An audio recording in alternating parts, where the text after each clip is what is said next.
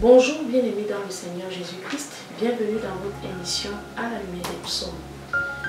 Bien-aimés, comme nous l'avons souvent dit ici, les psaumes ont plus à offrir que nous ne pouvons l'imaginer. Nous avons très souvent l'habitude de parcourir le livre des psaumes comme un simple recueil de prières, mais aujourd'hui nous allons vous révéler la portée de la puissance des psaumes en ce que les psaumes peuvent apporter dans vos vies. Soyez bénis au nom de Jésus-Christ. Du psaume 51 au psaume 72, nous avons les plus anciens des psaumes. C'est des psaumes qui ont été écrits lors de la déportation à Babylone. Ici, nous pouvons voir que les psaumes ne sont donc plus juste des sujets de prière, mais des morceaux de l'histoire de l'élite juive qui sont traduits aux générations naissantes par des hymnes et des cantiques. Nous savons qu'en Afrique, nous avons des griots qui racontent les exploits des héros de nos tribus ou de nos royaumes. Ainsi donc, l'élite juive, lorsqu'elle souffrait pendant la déportation, a écrit les psaumes pour transmettre l'histoire de leur héros, le Dieu avec qui ils avaient passé leur alliance, pour traduire les mystères de son intervention et de son amour à leur sujet. Nous avons donc ensuite les psaumes d'Asaph, le psaume 50, le psaume 73 et le psaume 83, qui nous parlent aussi d'un positionnement où l'homme d'aujourd'hui peut se situer dans son alliance avec Dieu. Et enfin, nous avons les psaumes de Corée, le psaume 42 et le psaume 49. Donc, c'est quoi les psaumes? Nous allons comprendre que les psaumes ou psalmos sont des hymnes ou des airs qui sont joués à l'Éternel.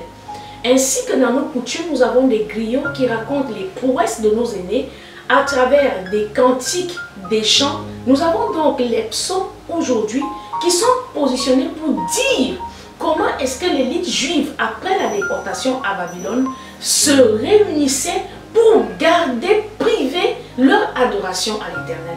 Aujourd'hui, nous sommes intéressés par le psaume 11 qui fait l'objet de notre recherche. Et donc, pendant que nous savons que les hymnes ou les airs joués à l'Éternel pour lui dire notre reconnaissance lorsque l'élite juive était encore à Babylone, nous pouvons donc comprendre que cela ne signifie donc plus juste des prières, mais des portions de l'histoire vécue des anciens, transmises aux générations à venir, pour que nous puissions nous positionner pour acquérir de ce même héros-là les exploits qu'il a accomplis dans le temps. Cela peut donc se vérifier dans le livre des psaumes. Lorsque nous regardons tous les livres des psaumes, nous avons 57 fois où les psaumes sont définis comme étant des hymnes de prière, des poèmes de prière traditionnels chantés par les anciens aux plus jeunes, chantés soit comme des chants pour les cultes, chantés soit comme des louanges et des supplications à l'Éternel, ou encore des complaintes, des demandes parlées et des actions de grâce. Donc les psaumes ne sont plus des morceaux de prière que l'on utilise juste lorsque l'on a besoin de se positionner dans notre intimité avec Dieu, mais c'est l'histoire vécue des anciens et des prouesses, des exploits que notre Dieu aujourd'hui accomplissait en leur temps. Bien aimé, si tu cherches quelle est ton identité chrétienne, comme nous cessons de le dire ces derniers temps, les psaumes peuvent te recontextualiser dans les grands exploits que notre Dieu a accomplis et sa fidélité envers ceux qui nous ont précédés. Nous savons donc que de manière générale, le passé s'enseigne aux nouvelles générations par les chants, les cantiques autour d'un feu. Nous devons nous imprégner des psaumes pour comprendre quelle était l'action de notre Dieu et qu'est-ce qu'il peut encore faire dans nos vies aujourd'hui. Dans le psaume 11, ou l'un des plus anciens psaumes, nous sommes d'accord que c'est des psaumes faits avant Jésus-Christ. Lorsque nous essayons de lire, nous pourrons nous situer dans l'histoire de Babylone et de la déportation.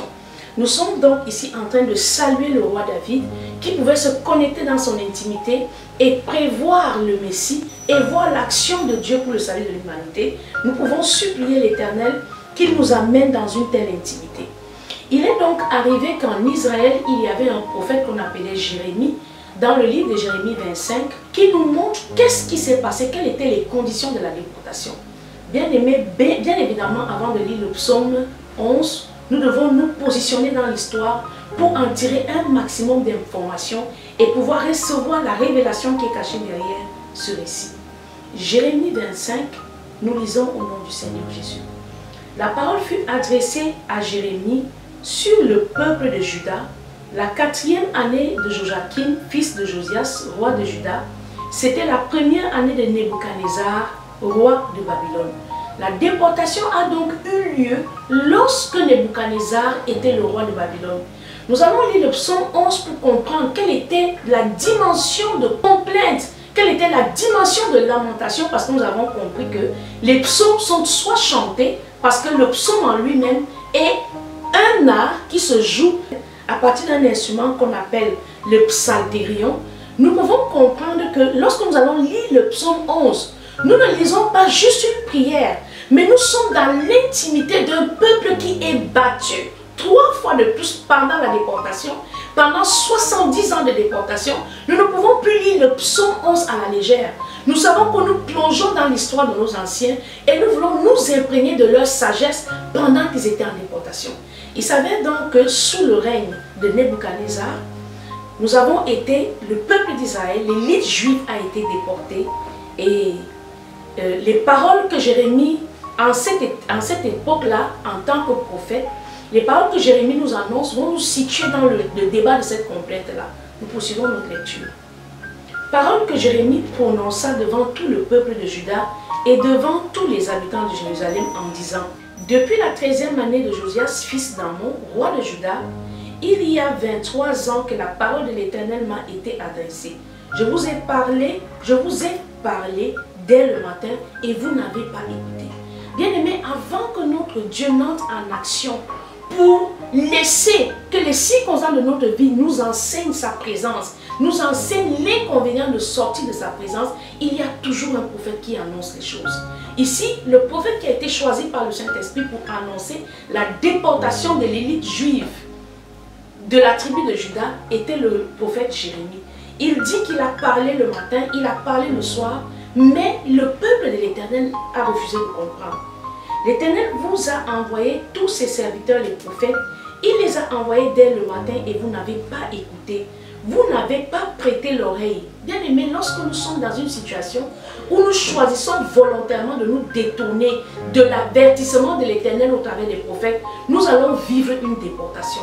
Nous allons nous retrouver en proie à l'ennemi de notre pays, de notre famille, de notre tribu, comme nous pouvons le voir aujourd'hui pendant la Coupe du Monde. Nous voyons qu'il y a des équipes qui compétissent, mais malgré tout ce qu'elles peuvent donner, elles se retrouvent encore battues parce que lors des avertissements, lors des entraînements, des conseils prodigués par les coachs, ils ne se sont pas positionnés en conséquence. C'est ainsi que les prophètes sont là pour avertir le peuple d'Israël, mais très peu de personnes écoutent les avertissements. Et il s'en est suivi une déportation, puis une deuxième et une troisième. Nous allons comprendre effectivement pourquoi. C'est alors que l'élite juive de Jérusalem, dans le royaume de Juda, sous le règne de Nebuchadnezzar, se fait déporter en 3 étapes. La première étape, la défaite de Juda contre ses adversaires, la première défaite ou alors la première déportation avant Jésus-Christ a lieu de 597 à 586 avant Jésus-Christ. La deuxième, qui est aussi un signe de défaite après que Jérémie ait annoncé ce que disait l'Éternel, a lieu de 582. Et la troisième prise d'otages, où les élites se trouvent encore déportées, une déportation qui a mis 70 ans, a eu lieu de 503 avant Jésus-Christ. Nous pouvons donc regarder sur ce schéma, le schéma de la déportation de Babylone, qui est présenté ici à l'écran. Nous pourrons voir comment est-ce que la prédication du prophète Jérémie arrive en exécution. Il faut que nous sachions que les véritables prophètes de l'Éternel, ce qu'ils disent s'accomplira certainement. Oui, lorsqu'un prophète annonce de la part de l'Éternel, nous verrons cela s'accomplir. Et donc ici, le prophète Jérémie annonce au peuple d'Israël de faire attention que leur comportement était en train de conduire à la dérive. Mais ils n'ont pas écouté. C'est alors que sur ce chemin de l'exil de Babylone, nous avons la porte d'Istar et la porte de Zigarat en bas à droite. Comment le peuple d'Israël est pris en exil, déporté de leur lieu d'origine pour aller en otage vers ces tribus qui ont raison d'eux. Et nous avons donc là aussi à gauche en haut, nous pouvons voir comment le feu est sur Jérusalem et comment ils ont été battus par leurs adversaires. Bien aimés, ce qui nous plonge donc dans le psaume 11, en connaissant les circonstances de sa rédaction, je crois que nous allons sortir tous de cette expérience bénie. Psaume 11, au cantique de complainte chanté à l'Éternel, lorsque l'élite juive se retrouve en déportation. Bien-aimé, si tu te trouves dans une situation dans laquelle tu as désobéi, au signe que l'Éternel t'aurait annoncé, soit par des songes, soit par des visions, tu peux te repositionner à travers ce psaume pour rentrer dans ton témoignage. Nous lisons au nom du Seigneur Jésus. Au chef des chantes de David, c'est en l'Éternel que je cherche un refuge. Comment pouvez-vous me dire, fuis dans vos montagnes comme un oiseau? Vous voyez, lorsqu'un peuple vient d'abandonner son Dieu, lorsque le héros qui te sauve a été mis de côté par la désobéissance, celui qui te prend en esclavage se moquera de ce Dieu-là. Ce que nous ne savons pas, c'est que nous avons la responsabilité de prouver aux hommes sur la terre et aux esprits domination dans les lieux élevés que nous pouvons vivre sur cette terre en glorifiant notre Dieu. Lorsque nous ne perdons pas seulement dans notre identité en tant qu'homme, mais nous laissons notre Dieu humilié par notre incapacité à obéir aux yeux de nos ennemis. David donc reproche à ceux qui se moquent de son Dieu, mais comment est-ce que vous pouvez me dire de trouver mon refuge dans les montagnes alors que je sais que j'ai un Dieu qui me sauve, je ferai appel à lui. Verset 2. Voici les méchants bandent leur arc, ils ajustent leurs flèches sur la corde pour tirer dans l'ombre sur ceux dont le cœur est droit. Quand les fondaments sont renversés, le juste, que ferait-il? Lorsque les fondaments, lorsque l'essentiel de ma force, lorsque j'ai perdu la communion avec Dieu, lorsque je me suis détourné des voies de l'Éternel, la Bible déclare que c'est les fondamentaux de la vie. La Bible nous a enseigné hier que lorsqu'un homme reçoit la parole dans son cœur, lorsqu'il la garde, la Bible dit que c'est la vie pour son âme et la santé pour ses os. Si donc les fondements de ma vie sont renversés, si je me suis écarté de la gloire de Dieu, si je me suis soustrait aux préceptes et que j'ai choisi de ne pas lui obéir, la Bible dit qu'est-ce que le juste fera. Qu'est-ce que je ferai si mon Dieu ne combat plus pour moi? C'est pourquoi le peuple d'Israël se retrouve en déportation. Nous ne serons jamais sous la captivité de l'ennemi lorsque nous sommes dans notre dignité. La dignité d'un enfant de Dieu, c'est la présence de Dieu et l'autorité dans le nom de Jésus. Si je perds ces critères de ma dignité, je me retrouve humilié par mes adversaires. L'Éternel est dans son saint-temple, l'Éternel a son trône dans les cieux, ses yeux regardent, ses paupières sondent les fils de l'homme. L'Éternel sonde les paupières, il hait le méchant et celui qui se plaît à la violence. Dieu avait annoncé par le prophète Jérémie, nous l'avons lu, que le peuple de Juda, l'élite juive, devait se retrouver en déportation, mais ils n'ont pas écouté. Et David revient dans le psaume 11 et dit, lorsque les fondamentaux sont renversés, qu'est-ce que le juste peut faire? Nous sommes justifiés par notre foi. Mais si celui en qui nous avons placé notre foi, nous l'avons exclu, qui nous sauvera? Qui viendra en notre secours? C'est pourquoi le peuple d'Israël fait 70 ans de déportation. C'est pourquoi le peuple d'Israël se retrouve sous l'esclavage des dieux étrangers. Parce qu'ils ont méprisé l'avertissement de leur Dieu. Mais la Bible dit que David a gardé confiance. Lorsque nous savons que notre Dieu est bon et miséricordieux, nous savons que peu importe la durée de l'épreuve ou de la captivité, le jour de l'Éternel viendra et il nous en délivrera. David avait cet espoir et il disait, l'Éternel sonde le juste, il hait le méchant et celui qui se plaît à la violence. Il fait pleuvoir sur les méchants des charbons, du feu et du soufre. Un vent brûlant, c'est le calice qu'ils ont en partage. Vous voyez, peu importe le temps que cela a pris à l'élite juive, qui était obligée de restreindre leur adoration par l'histoire racontée à travers des hymnes et des chants, joués sur le psalterion. Nous avons compris que la notion des psaumes était un refuge pour ceux qui avaient connaissance de qui Dieu était, qui avaient en leur souvenir les bienfaits de l'Éternel. Ils étaient obligés de transmettre cela aux enfants qui sont nés dans la déportation par des hymnes, comme l'hymne qui est joué ici, le psaume 11 ou le psaume de David. Bien-aimés, nous devons nous recontextualiser. Lorsque nous entrons dans les livres des psaumes, nous entrons dans l'identité chrétienne du peuple élu. Les psaumes nous racontent quelle est la relation que Dieu a eue avec ce peuple et aujourd'hui par la foi, nous faisons partie de ce grand héritage. Nous avons besoin de reconsidérer le livre de Psaumes et en tirer un grand profit. Aujourd'hui, en famille, vous pouvez prendre cette même histoire, raconter à vos enfants ce que Dieu a fait dans le passé pour le peuple qui a été en déportation. Et je vous promets que vous leur aurez donné assez d'armes. Lorsque adultes, ils se retrouveront dans de mêmes circonstances où ils sont en défaite face à des dieux qui sont incapables de rivaliser avec le Dieu d'Israël. La Bible déclare qu'ici le psaume David dit au verset 7 du psaume 11, il est écrit « Car l'Éternel est juste, il aime la justice, les hommes doivent contempler sa face. » Bien-aimés, c'est la raison pour laquelle nous ne devons pas désespérer. Le psaume 11 vient de nous annoncer dans son dernier verset que les hommes justes contemplent la face de l'Éternel. Peu importe la durée de ton désert, peu importe le temps de la déportation, peu importe même les motifs de la déportation, parce que l'Éternel a annoncé par le prophète Jérémie ce qui allait se passer, mais son peuple n'a ni un point pris garde. Ici, nous voyons donc dans le livre de Jérémie 29, du verset 8 au verset 17, que nous allons lire comment Dieu revient après la déportation pour délivrer son peuple, comme nous l'a dit le roi David dans le psaume 11. Nous lisons au nom du Seigneur Jésus. Car ainsi parle l'Éternel des armées, le même Dieu qui a parlé de la bouche de Jérémie revient encore par la même bouche pour annoncer la délivrance. Nous lisons. Car ainsi parle l'Éternel des armées, le Dieu d'Israël, ne vous laissez pas tromper par vos prophètes qui sont au milieu de vous et par vos devins, n'écoutez pas vos songeurs dont vous provoquez les songes. Vous voyez que parce que le peuple d'Israël s'est retrouvé en déportation, parce que l'élite juive s'est retrouvée en déportation après la désobéissance, ils ont cru que le fait de retourner à Dieu sans repentance devait leur apporter un secours. Et ils ont suscité au milieu des faux prophètes qui leur annonçaient des choses qui ne venaient pas de l'Éternel. Il est important, bien aimé, que lorsque nous voulons retourner dans le témoignage, que nous nous rassurons de marcher dans toute la vérité. La repentance est le premier acte par lequel nous retournons à la réconciliation avec Dieu.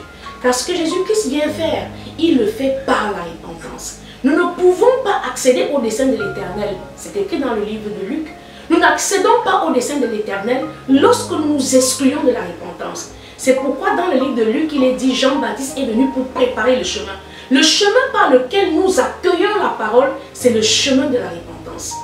Lorsque je n'accepte pas de me repentir, je rends à mon égard nul les desseins de l'Éternel. Peu importe les prophètes qui prophétiseront sur ma vie, si je ne me suis pas repenti, si je n'ai pas fait cet acte de réconciliation avec Dieu, il sera impossible que je retourne dans la restauration.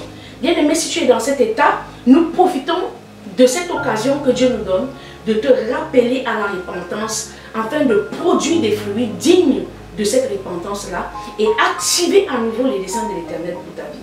Car ainsi parle l'Éternel des armées, le Dieu d'Israël, ne vous laissez pas tromper par vos prophètes qui sont au milieu de vous et par vos devins, n'écoutez pas vos songeurs dont vous provoquez les songes.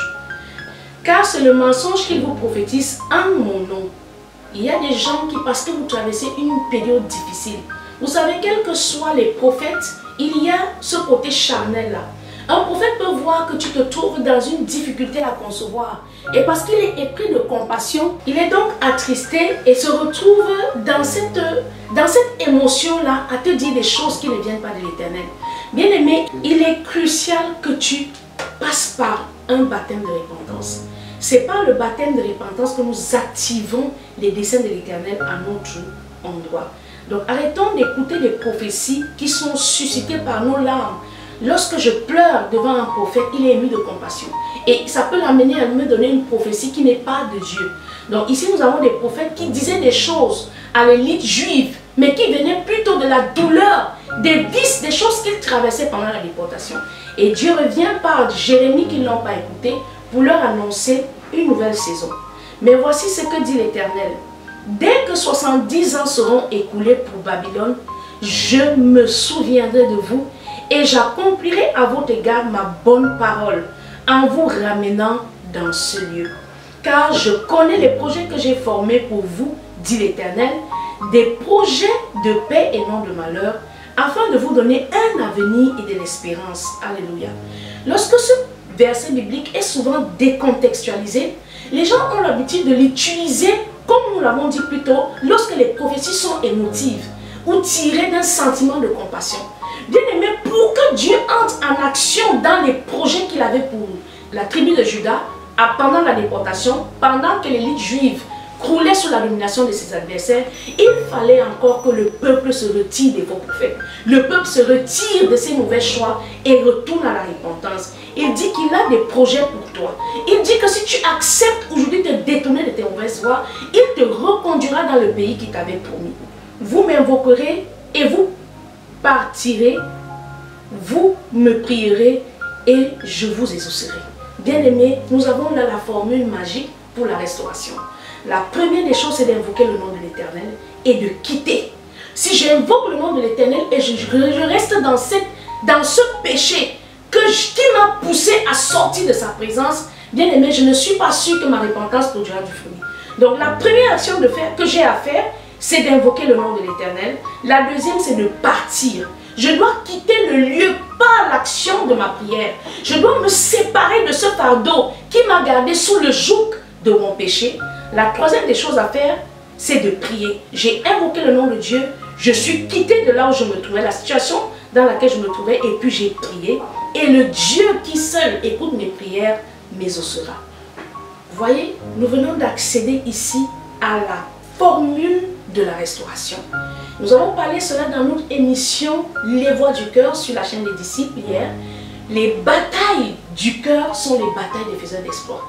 Et ici, Dieu nous dit pour conclure, si vous me cherchez de tout votre cœur, bien-aimé, répands-toi de la situation dans laquelle tu te trouves, qui t'a amené sous la captivité, soit d'un mauvais mariage, soit d'un travail qui ne produit pas, soit d'une activité qui aujourd'hui est stagnante, soit même de la stérilité, parce qu'il y a des actes d'avortement qui peuvent pousser une femme à manquer du fruit de tes entrailles.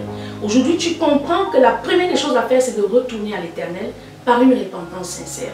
La deuxième, c'est de l'invoquer, oui, et de quitter cet état de choses. La troisième des choses, c'est de prier. Oui, prier sans cesse, Jésus nous l'a dit. C'est de prier. Et la quatrième des choses, c'est que, évidemment, notre Dieu nous exaucera si nous le cherchons de tout notre cœur. C'était votre émission à la lumière des psaumes. Aujourd'hui, le psaume 11 n'est plus juste une petite prière, mais toute une histoire qui parle de l'élite juive. Que Dieu vous bénisse. Mon chant d'amour pour toi.